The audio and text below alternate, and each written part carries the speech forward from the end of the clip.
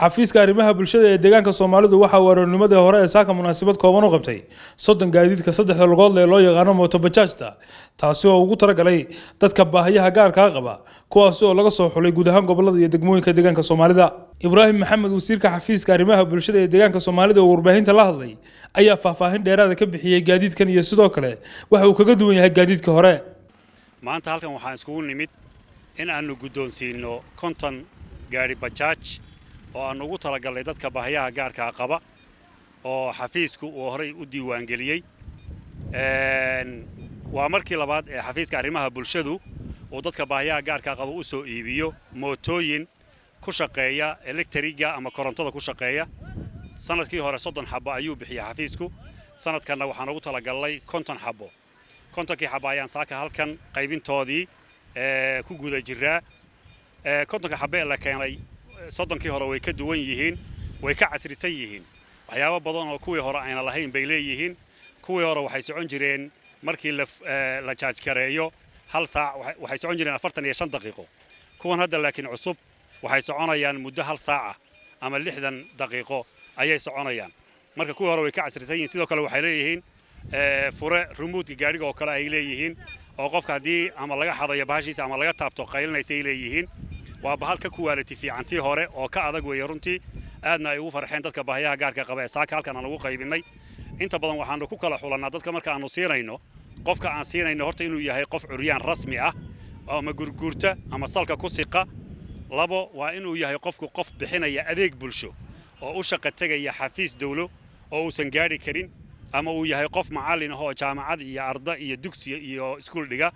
ama waa inuu yahay arday isagu wax baranaya kategoriga noocaas oo kala ah ayaanu inta badan dadku ku kala xunanaa ama inuu yahay qof adeeg bulsho bixinayo oo ganacsada ah oo goobtiisii shaqo ku tagaya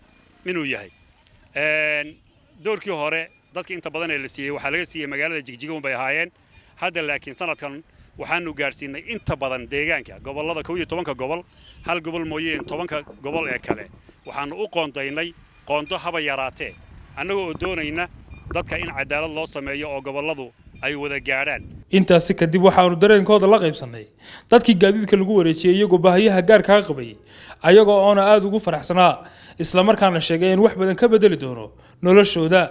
maadaama dadkani ay bulshada ugu jiraan tiirar muhiim ah ayagoo oo ka shaqeeya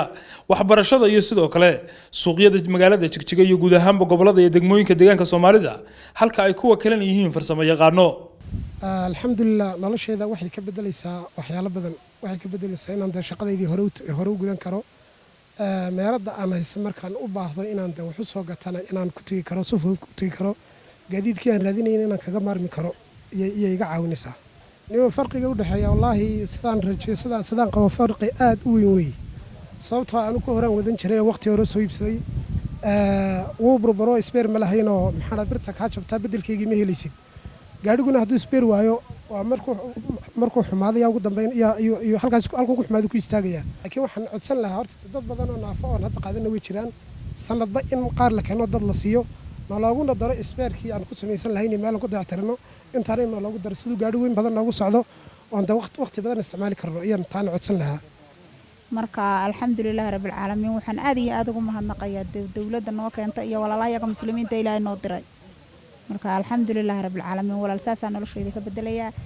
waayo waqtigii horena waqti qof iska xiriiriyano ama hadii la riixana lagu riixay hadii kala gurguranaysaana maantana alxamdulillah rabbil caalamiin waxaan nasiib helay cagaha ilaahay ii keenay iyo ummadda alla iigu diray anaaba ka orod badan oo mishiin wato qaar xaga dambe inaan ku qaado rajaynaya marka taasaan maxaaba alxamdulillah rabbil caalamiin noloshayda aad iyo aad baan maanta u faraxsanahay markii hore maxaad isticmaali jirtay mise guri joogtan baad ahayd hooyo guri joogta may hooyo ilmaheeda korsataan aha caruur yar baan haystaa meherad baan haystaa awlaad baan ku korsadaa shaah iyo kolba bagaash iyo xabuub iyo kolba wixii alla ii keenan ku kariyaa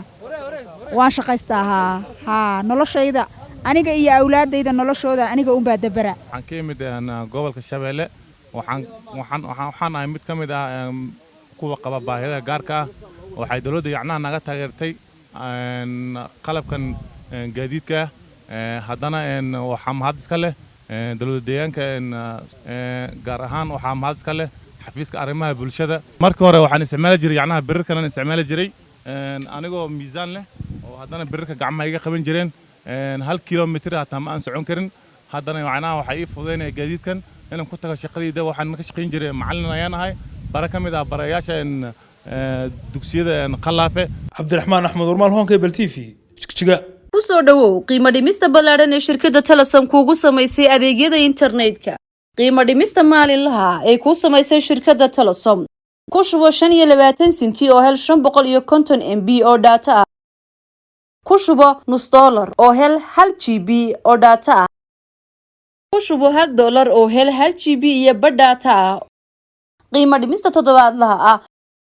ku shubo 25 senti oo hel 450 MB oo data ah